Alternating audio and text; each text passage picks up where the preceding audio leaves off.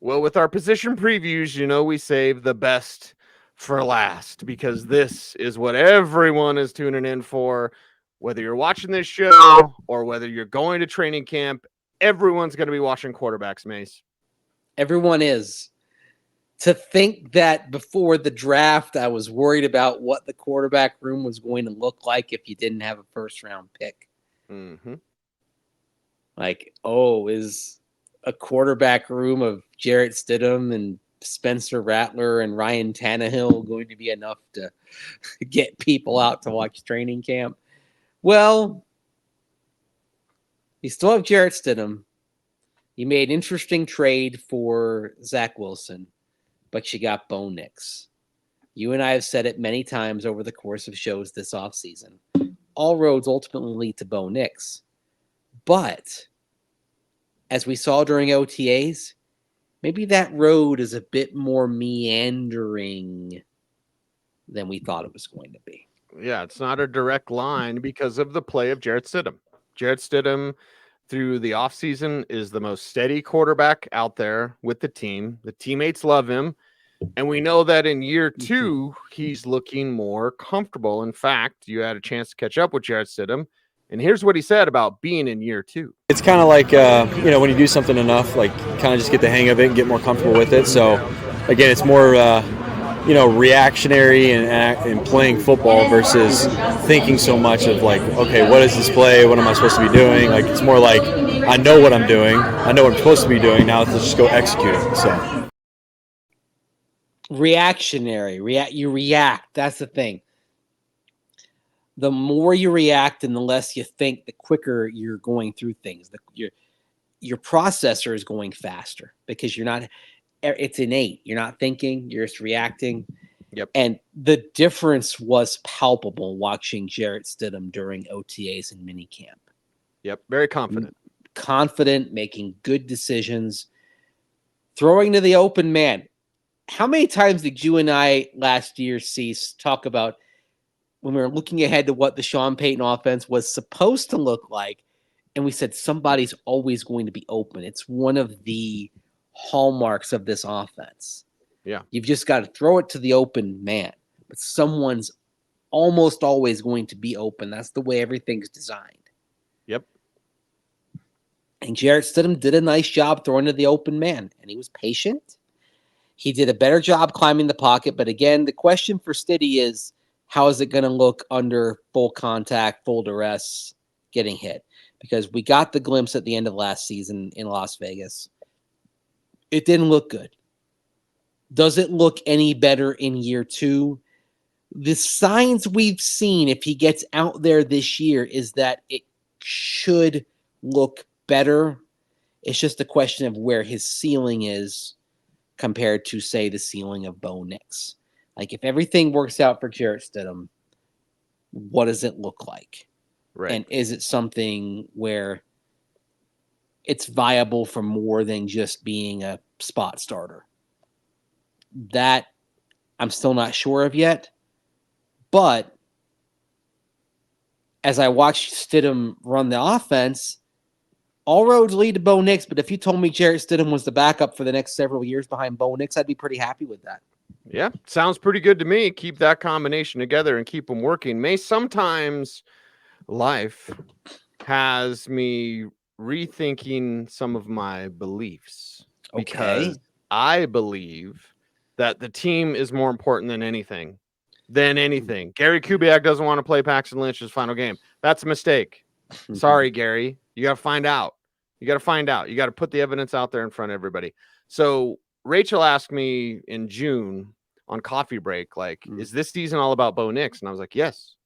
And as much as I believe the opposite of that it's about the team, you got to know about Bo Nix. And this leads us into the experience is the best teacher conversation, because, man, I mean, as long as Nix gets 12 games, I'm not going to lose my mind if Jarrett Stidham's the starter week 1. If Jarrett Stidham's the starter in week 8, either things are going really well or really bad for Nix. You've got to find that balance, because on the one hand, you have to make the quarterback decision based on the team. And what I mean is the team being the guys in that locker room. Because if Stidham is clearly ahead of Bo Nix, but you start Bo Nix in week 1, a great many players are going to look askance at that. Yep. You lose the locker room. It's one of the things that worked against Vance Joseph in 2017. It was on punt returner, right? Now, he made the decision at quarterback to start Trevor Siemian, and yes, Trevor Siemian was better than Paxton Lynch. But you gave the job to Isaiah McKenzie right away, and he didn't earn it. That didn't help credibility. Didn't help Nathaniel Hackett and Dwayne Stukes when they gave Montreal Washington the punt returner job right away in 2022. So you've got to walk that line of if one player is better than the other, you have to play them, and you can't hand the job until it's earned. I've said, hey, if Bo Nix is ready to go, we'll know in camp. You'll see it. You'll know. Sure. Mm-hmm. But if Stidham continues to look the way he has and Bo Nix continues to look the way he has, yes, I'm encouraged by Bo Nix and the progress he's made. I've said it time and again. What I saw from him in OTAs and minicamp was far ahead of what I saw at the same points from Jay Cutler, Tim Tebow, Drew Locke, and Paxton Lynch. I skipped Paxton and then went straight to Drew. Goes without saying. Yeah. Okay. Maybe we should all try to deny Paxton Lynch was there. He's ahead of those quarterbacks at the same points, and that's a really good sign. But Jarrett Stidham played well, looked good, looks, like you said, smooth and steady and in command. And if it continues to look like that in training camp and the preseason, and you get up there in front of the team and say, Bo Nix is the week 1 starter, that's not going to be the easiest sell to the other 51 players on the team. And you do have to consider that. Mm-hmm. It's tough. There are no easy answers because Peyton Manning will tell you, and I think he's right, it is experience is the best teacher. And he had a great answer on that. When I asked him specifically a couple of months back what sort of advice he would give to Bo Nix as a former rookie quarterback to a current rookie quarterback, and it got him riffing on experience. Here's what the great Peyton Manning had to say. Yeah, look, I think experience is still your best teacher, and there's lots of philosophies and debates on whether you sit a rookie or you play him right away. Obviously Patrick Mahomes sat for a year, and then he's been to an AFC championship every year since. I'm not sure that would have, if he would have played as a rookie, I still think he would have had the same success. So, I played as a rookie. That was, it was not a fun year, is well documented. How many interceptions that I threw. I mean, if any one of these rookies wanted to break my interception record, I'd be for it. I don't want Bo to break it, but I'd like to get that one off my resume. You'd think with 17 games that they would be able to do it, right? It's 28. It's shouldn't be that hard. But anyway, I'm over it. Look, they're going to play the best quarterback, but there's no question. I think any quarterback would tell you, being out there on the field, you just learn more things than you do sitting on the sideline. Any quarterback will tell you that. So when that happens, for Bo, these quarterbacks, obviously, Sean will make that decision. But I do think experience is your best teacher. It's a marathon. It's not a sprint, right? I mean, I went 3-13 my rookie year and didn't play very well. We went 13-3 the next year. There's no way that would have happened had I not played and kind of gone through those struggles and thrown those interceptions and figured out, hey, okay, I can't do that anymore. Hey, these guys are faster. You just sort of file it all away. And, Eli played, I think, 6 games his rookie year, and he said what he learned in the 6 that he played was, night and day compared, to the 10 that he sat. So, we'll see how it all shakes out. Let me just say this, because reacting to this, is second year Bo Nix more important than first year Bo Nix? Peyton just said it, and I want to know what was Eli's record his second year, because like Peyton just said, he would not have been the same had he not had the learning experience. So again, it's about the Denver Broncos. So I'm actually right, Mace. Yeah. It is Yeah. about the Denver Broncos, but it's about the 2025 Denver Broncos. The 2025 Broncos will be better if Bo Nix plays more games. So let's talk about that, because with Damn. Peyton and Eli Manning, you just had a brainwave, and I love that. Yeah. The Ripping, Colts went 3-13 with Peyton Manning as a rookie, riding it out. Okay. Yeah. The following year, they went 13-3 and won the AFC South. Or AFC, no, pardon me, AFC East. They were still in the AFC East by then. It's their first division title in 12 years. Eli Manning a few years later. When he, by the way, and this is really interesting because when Eli comes in for the Giants as a rookie, they're 5-4 with Kurt Warner. Kurt Warner not playing great, not all the way back. Yeah. Like he didn't get all the way back until he got to Arizona. Yep. Like it, and even then down there, it took a couple of years. Like that thumb was a multi-year injury for Kurt. Yep. And so Eli comes in, the Giants, they're still kind of in the playoff race at 5-4. Eli comes in, they go 1-6. You know, Eli, you know what Eli's rookie year passer rating was? 55.4. That's not great, Bob. Eli did not complete 50% of his passes as a rookie. Okay. Woo. Objectively bad. So, like, think about this also with Peyton and Eli. Peyton sets a rookie interception record. He was also third all-time in rookie touchdown passes, but Peyton Manning doesn't dwell on that. He dwells on the picks, right? Eli, I just gave you some data, was objectively terrible. Mm-hmm. So what happens the next year? Now, for Eli, the statistics didn't get going for a little while, but you had kind of peak Tiki Barber at that moment at running back as well. The Giants roll to a division title going 11-5. Okay? So it's fun. You mentioned that. 2025 is important. The value of experience.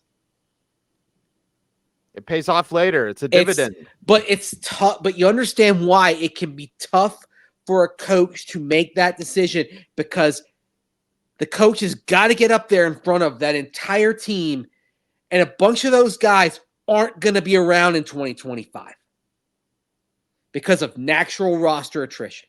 Right. There are some guys in that room, on that roster, for whom 2024 is their shot. It's mom's spaghetti. One shot, one opportunity. Never let it go. Mm-hmm. It's tough because the right thing for the locker room may not be the right thing for the team long term. Which is very odd to say. Yeah. But that's the truth. And Peyton Manning just told you why experience matters. Experience doesn't matter for this year. Yeah. It matters for next year. Like he said, Eli learned more in the 7 games he played than the 9 games he watched. And that's where this is really interesting.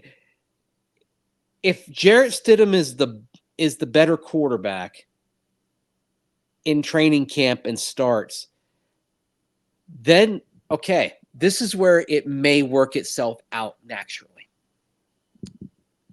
to quote Office Space. I have the team starting 0-3. And there are probably a lot of pundits out there who are going to say 0-4 because they're going to look at those first 4 games. At Seattle, really tough environment. Pittsburgh, playoff team. Yeah, Russell Wilson, I know all the storylines beyond that, but still a playoff team, something the Broncos have not been in the last 8 seasons.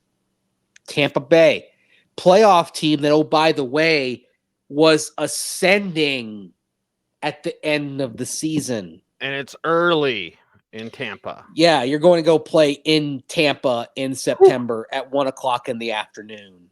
It's not going to be comfortable at all.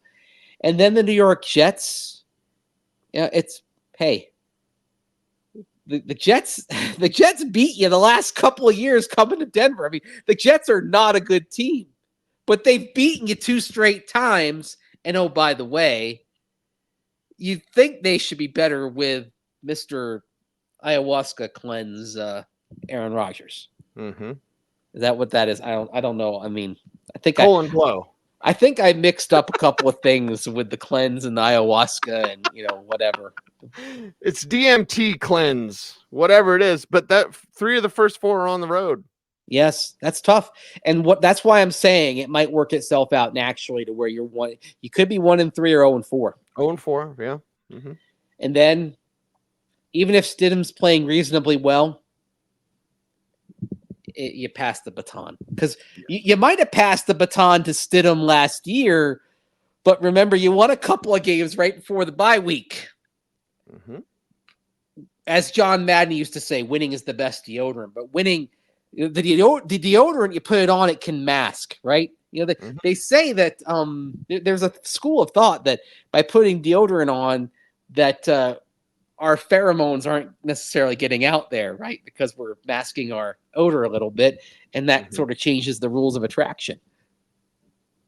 So deodorant can kind of work both ways, but I digress. Yes. And so here's the thing, what we're coming to on this show. This is fantastic, dude. Yeah. You're essentially stunting Bo Nix if you don't start him when he's ready. He has to be ready. I'm not saying start him week 1 at all costs, but you're essentially stunting. You're affecting your 2025 record the longer the kid sits. Yeah. And if you're Sean Payton, you have to balance the locker room because the locker room's not going to buy it. Oh, the fix is in. The kids, of course, Sean's kids playing. He's first rounder. They love Jarrett Stidham. They do. They love him. He's Ferris Bueller, man. They think he's a righteous dude. They really do. Yeah. He's well liked. Mm-hmm. Listen to, remember, I think we played it on the video we did last month previewing Camp Stiddy, as it were, because Jarrett brought all the quarterbacks, running backs, wide receivers, tight ends, they brought them all in. Right. And he talked about how much he was looking forward to getting the communication down with Stiddy, right? Getting all that down.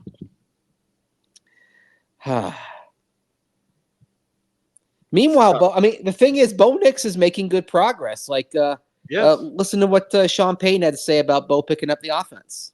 Yeah, and listen, we gave him a lot. We gave all 3 of these guys. And, of course, Jared's a year further along relative to, understanding it. But the 2 younger guys, and I say the 2 younger guys, the 2 new players, both Zach and Bo, man, there was a lot of install in a short period of time.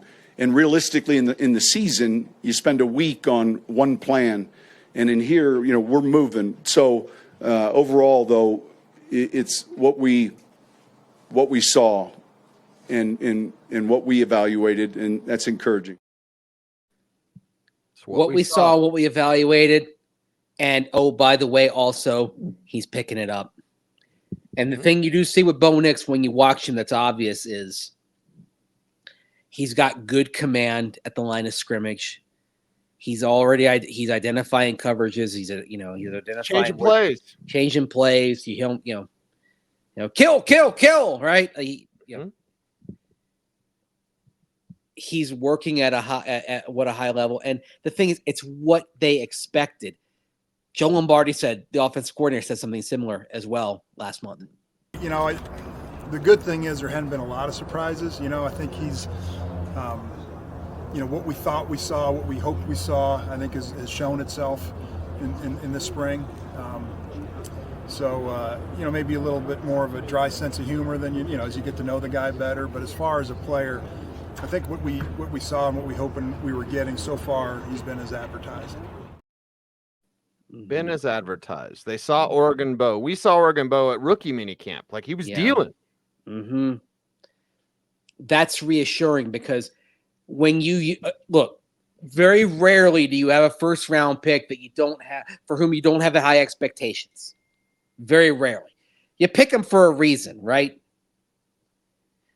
it's the negative side of that on an extreme level is you get Ted Gregory in 1988, and Dan Reeves is like, oh, it's shorter than I thought he was going to be. But then you get Bo Nix, and you have all these high hopes for him. And you did all this work. You went around the continent talking to these quarterbacks, doing all the meetings, all the tests of them, throwing everything at them, and you put the future of the franchise and Sean Payton's legacy potentially in the hands of Bo Nix. And when you hear both Joe Lombardi and Sean Payton say, he's who we expected. I mean, that's a perfect endorsement, right? Great news. And if he's who you expected, do you want to get him out there and get him playing and start the clock? I mean, it's tough. Like it's tough. I actually don't envy Sean Payton on this choice if Stidham continues playing the way he is. Yes. Because if you're Jarrett Stidham, like your career's on the line, you could go get a starting job. It may be your Gardner Minshew, right? Where you're like, oh, you show you can still start, and someone says, hey, come in and compete. Hey, look, I put out there that I'd love it if it was Bo Nix and Jarrett Stidham 1 and 2 for a while. But it may be something worth noting here that if, kind of like Kurt Warner showed enough with the Giants to go to Arizona, right? Mm-hmm. And kind of keep the door open. And then eventually he stormed through, got them to the Super Bowl at the expense of the Panthers when I worked for him. That's maybe my least favorite day in all my years working for a team, other than the day the Broncos laid me off, was when Jake Delhomme threw 5 picks in the playoffs and Kurt Warner and Larry Fitzgerald just stormed all over the Panthers. What if Mace had 2 Super Bowl rings? That game. Can I say this? It's been over 15 years, and that game hurts me to this day when I think about it. I've actually gone back and watched it a couple of times just to kind of marinate in it. Okay. But that game hurts me. A very sad rainy night in Charlotte for me. Anyway. And they could have beat Pittsburgh too that year. But yes, anyway, so Kurt Warner used that time in New York, those 9 games, to get back on his feet after Mike Martz had benched him with the thumb problem for Mark Bolger, got back on his feet and launched to something successful. And maybe that's what we're talking about here with Jarrett Stidham, that this is what launches him to, again, that Gardner Minshew tier where you're making some starts and you're viable and you have a long career. And then if that happens, Cease, that means Zach Wilson, could he be a backup? That's what you're trying to find out. Like, this is the football rehab year for Zach Wilson. Ideally, based on what we've seen so far, ideally Zach Wilson doesn't see the field in the season. But ideally you keep him around, I think, because if you have this Giants, say the 04 Giants, where Eli came in late for Kurt Warner. If you do that and Jarrett Stidham starts and then eventually Bo Nix goes in and Stidham has worked his way up in rank, so to speak, and you've had Zach Wilson marinating there and getting that football rehab, and then you say, we've seen enough progress. We'd like to see where he goes in year 2. Let's sign Zach to a 2-year deal as a backup. I'm feeling pretty good about that. If it works out that way. You know what I'm feeling good about, and we've got a bit of a time crunch behind the scenes for everybody. But I'm going to give you 3 names that I think Bo Nix could be some combination of these 3. Okay. One is Trent Green. One is Kurt Warner. One is Mark Bolger. Mark Bolger was a damn good quarterback. Like a damn good quarterback. Is Bo Nix a combination of one of those 3? All 3 of those quarterbacks. Now, Kurt had the most preternatural sense of, timing and delivery. He was on time. He was on rhythm. He'd even throw off the back foot sometimes. Yeah. he was on time and on rhythm throwing deep. See, the gift of Kurt Warner was his deep ball was so pristine and precise that he dropped in like it was a 5-yard slant. Like it had like. I don't think Bo can do that. But Yeah, if we're talking Trent Green, Mark Bolger. But it's funny you mentioned those two because Green and Bolger didn't have that club in their bag, but they had all the rest. And then running that Mike Martz offense, they were really successful. And then, it was the Martz offense. And then Vermeil basically, the Martz offense, though, you know where it goes back to, right? It's the Air Coryell offense. Coryell, yeah. Uh-huh. And there are Coryell elements in what Sean Payton's always done. Yep. DNA. Uh-huh. It's DNA. There's the threads of history, the philosophical threads. And when you understand and recognize history, again, I'm not saying he's going to the Hall of Fame like Kurt Warner, but I'm telling you, there's Trent Green, Mark Bolger level play, which is damn acceptable. Again, second tier type quarterback. By the way, it's funny, like if you go on Pro Football Reference and offensive scheme it lists for the Broncos under Sean Payton, it's Air Coryell. Air Coryell, yeah. Uh-huh. And that's where this tree goes. Mm-hmm. And I think Trent Green is a great pull, Cease, because that's what it really can look like if Bo Nix is successful. Yep. And as we saw, when you put Trent Green around with the right supporting cast, it wasn't just good. It was explosive. Mm-hmm. And another thing also to go way back on this, if we're going back to the origins of Air Coryell, we're talking about Dan Fouts. Yep. Dan Fouts never had the strongest arm. In fact, he'll tell you, and there's a great story about this on the America's Game Missing Rings about the 81 Chargers. He'll tell you that one of the things that lost them the Freezer Bowl in Cincinnati in the AFC Championship was that Dan did not throw a tight spiral. Ken Anderson, Bengals quarterback, who should be a Hall of Famer too. Yes.